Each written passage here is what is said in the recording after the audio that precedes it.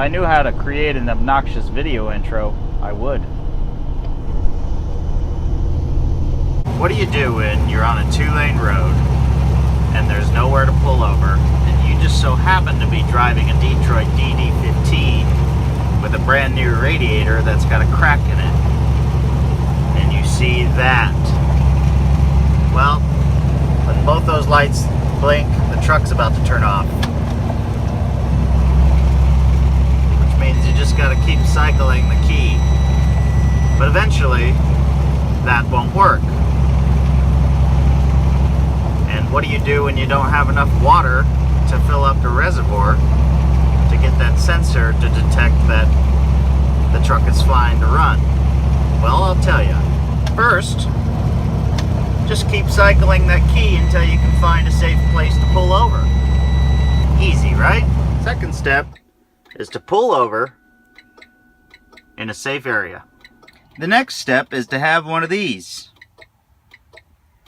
A coolant low-level sensor that plugs into your reservoir.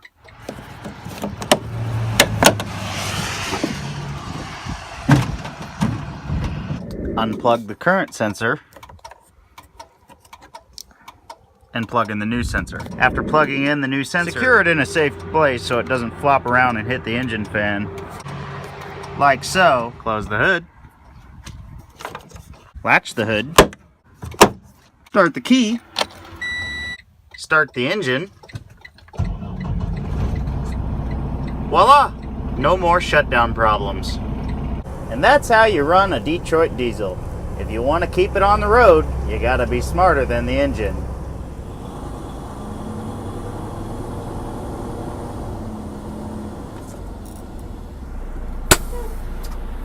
There's a reason why that sensor went off, and that's important to remember. It's because you were losing coolant, and you will continue to lose coolant until you find the problem and fix the problem. Could be a broken radiator, could be a popped hose, could be a small leak somewhere in the system. Either way, you will continue to lose coolant until you find out where the leak is and fix it. So you can't continue down the road with that sensor plugged in. That is not a fix. That is a temporary repair to get you down the road to a place where you can safely fix it, or buy more coolant to get to the next place to fix your problem. So make sure you take care of that responsibly. If you continue down the road, obviously you will continue to run out of coolant, the engine won't detect it, and you'll probably overheat and blow up the engine. Also, with that sensor plugged in, for some reason it doesn't allow the engine fan to come on, or doesn't detect the true temperature of the coolant and of the engine, so that the engine fan comes on to cool down the engine.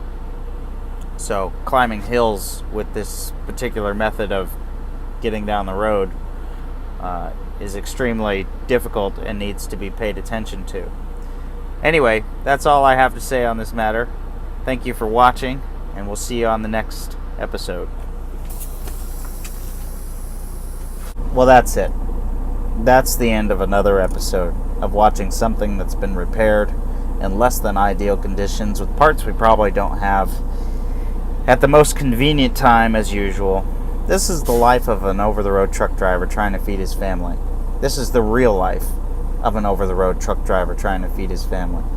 Because the truth is, you can't work for everybody that can afford a mechanic and over-the-road service. And sometimes you got to step up to the plate and fix what needs fixing. So remember, folks, take the road less traveled, take risks, break something, learn something, and keep the shiny side up and the dirty side down. We'll see you on the flip-flop. And for my millennials, hey, good job. We affirm you. You did it.